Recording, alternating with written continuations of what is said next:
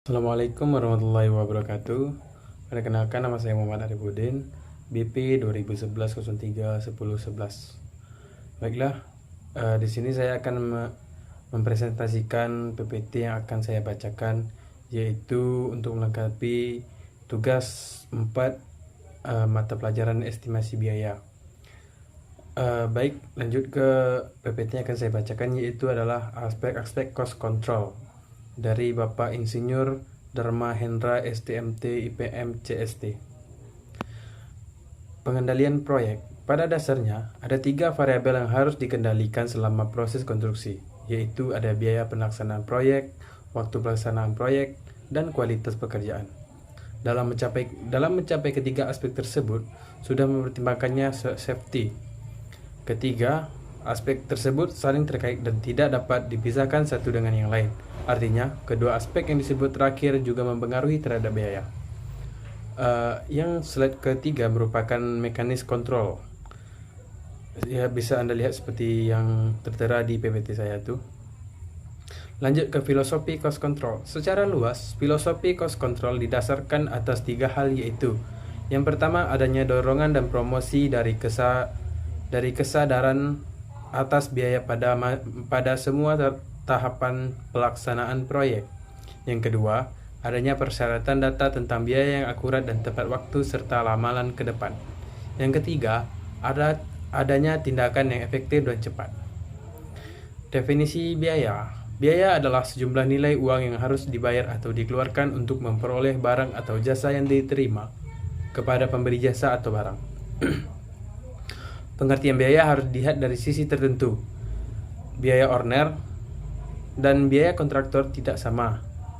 Dan secara akuntansi, biaya dibagi menjadi 2, yaitu biaya tidak tetap atau disebut juga dengan variable cost, sedangkan biaya tetap disebut juga dengan fixed cost. Konsep break-even point.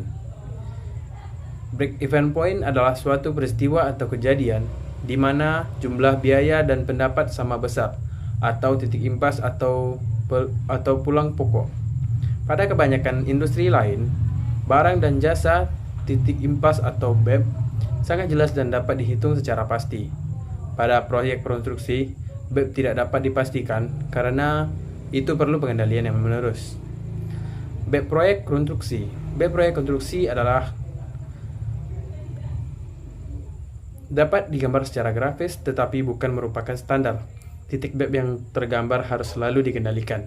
Faktor yang mempengaruhi titik BEP dalam konsep cost control menjadi sasaran pengendalian. Pertimbangan dalam cost control. Data masa lalu. Adanya penyimpangan atau tidak.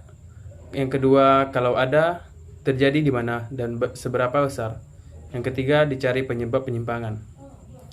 Peluang atas sisa pekerjaan. Penyebab diupayakan tidak terulang pada masa pekerjaan yang ada. Penghematan biaya terhadap sisa pekerjaan untuk mengcover penyimpangan yang ada. Aspek-aspek kontrol. Untuk dapat berhasil mengendalikan biaya proyek dengan baik, maka perlu dilakukan pengendalian terhadap semua aspek yang mempengaruhi, yaitu time control, quality control, safety control, serta cost control. Durasi proyek konstruksi. Setiap proyek pasti dibatasi waktu proses penyelesaiannya atau disebut juga dengan time schedule. Pada umumnya, time schedule dibuat pada awal dengan standar normal. Bila durasi proyek dibuat lebih cepat, pada umumnya biayanya akan naik. Sedangkan proses yang terlambat dari schedule, umumnya biayanya juga akan naik disebabkan oleh biaya tetap pada proyek bertambah. Hubungan waktu dan biaya. Antara waktu dan biaya dapat digambarkan dengan grafik tersebut. Pengendalian waktu versus biaya. Dalam mengendalikan waktu pelaksanaan proyek yang berkaitan dengan biaya, ada beberapa, yaitu yang pertama, menempati total durasi proyek yang telah ditetapkan. Yang kedua, mempercepat atau memperlambat bagian dari kegiatan yang dapat menurunkan biaya. Yang ketiga, percepatan kegiatan untuk mengajar keterlambatan yang terjadi harus dipilih ketiganya yang berdampak terkecil pada tambahan biaya. Jenis alat kendali. Alat kendali waktu proyek atau disebut juga dengan time schedule. Pada dasarnya ada 3 macam.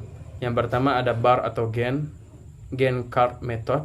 Yang kedua vector diagram method. Yang ketiga network diagram method.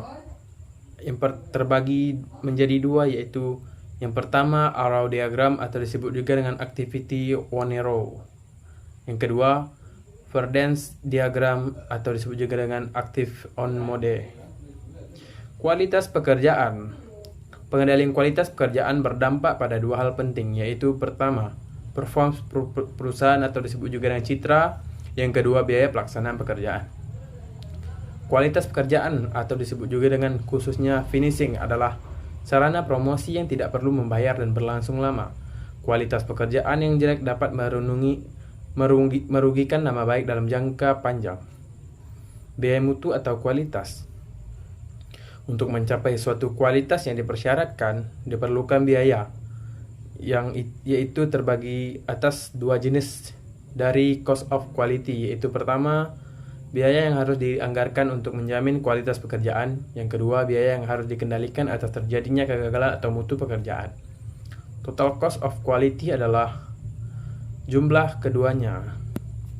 Struktur biaya mutu tersebut yaitu cost of quality dapat digambarkan dalam 3 unsur dan pengendaliannya. Lanjut. Safety atau keselamatan dan keamanan. Proyek konstruksi memiliki risiko safety yang tinggi karena ciri yang khusus. Yang pertama, banyak kegiatan yang sifatnya rawan kecelakaan. Yang kedua, jenis kegiatan yang tidak standar. Yang ketiga, tingginya turnover pekerjaan. Yang keempat, perkembangan kain dan teknologi konstruksi yang menimbulkan tantangan baru. Pada dasarnya, tak seorang pun mau celaka, tetapi biasanya tidak didasari tentang apa yang telah dilakukan. Construction safety. Di dalam construction safety ada 2 aspek penting dan selalu menjadi perhatian. Yang pertama aspek kemanusiaan serta aspek ekonomi. Percepatan safety harus dapat mencakup 2 aspek tersebut. Struktur biaya safety. Yang pertama, cost of safety adalah merupakan bagian dari biaya konstruksi yang disebut juga dengan D.C. Dan struktur cost of safety dapat digambarkan dalam 2 jenis, yaitu biaya tidak langsung serta incident perfection dan inspection. Sasaran pengendalian safety. Untuk keperluan safety manager, struktur yang kedua lebih sesuai karena menunjukkan sasaran yang ingin dikendalikan. Tujuan dan sasaran safety manager adalah mencegah accident menuju zero accident. Untuk itu diperlukan adanya safety system atau yang disebut juga dengan safety plan dan safety control. Penerapan safety system. Yang pertama, penerapan safety system untuk menurunkan total cost of safety berarti menurunkan biaya konstruksi. Cost control. Yang mendukung peran cost control jadi penting di konstruksi adalah yang pertama, harga jual bersifat konversif atau relatif tetap. Yang kedua, biaya produksi bersifat fluktuatif atau disebut juga dengan sangat mudah berubah bila tidak dikendalikan.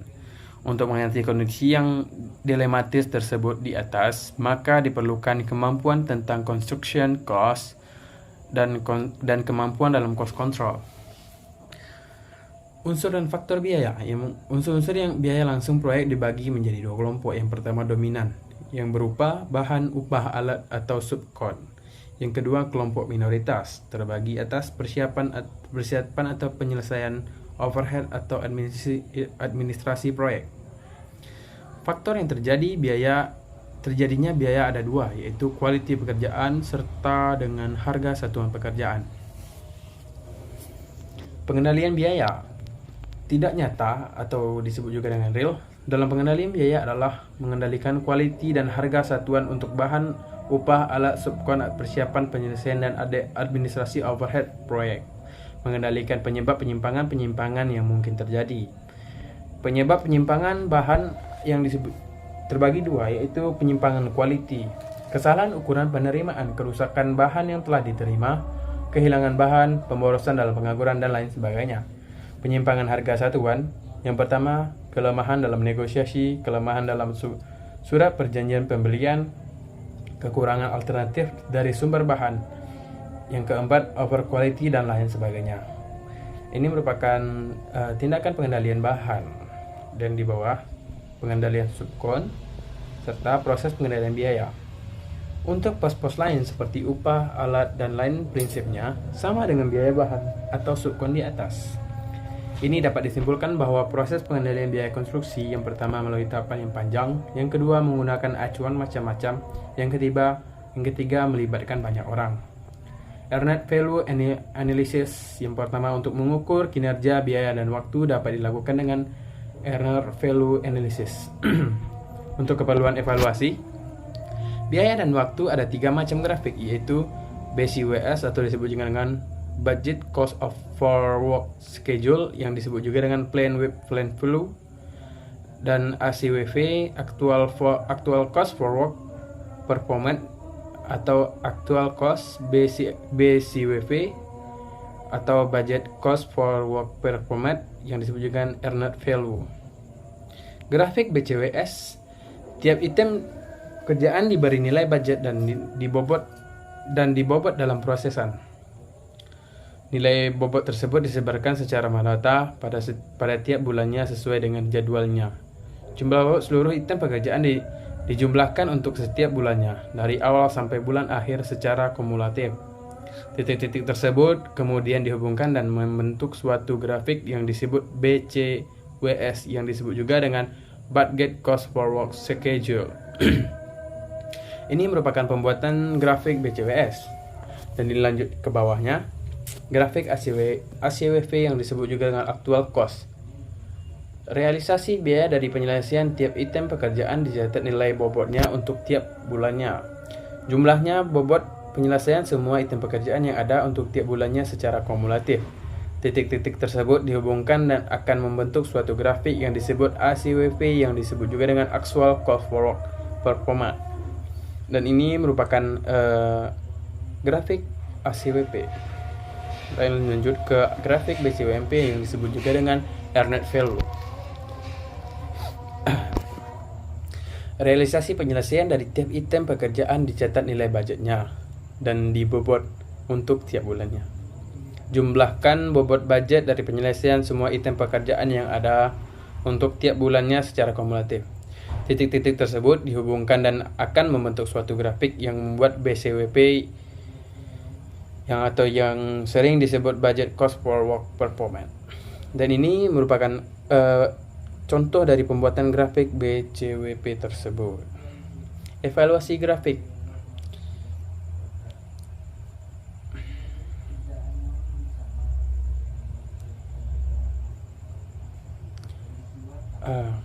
Baik, mungkin cukup sekian dari yang bisa saya sampaikan dalam penyampaian PPT ini. Lebih dan kurang saya mohon maaf. Wabillahi taufiq wal hidayah. Wassalamualaikum warahmatullahi wabarakatuh.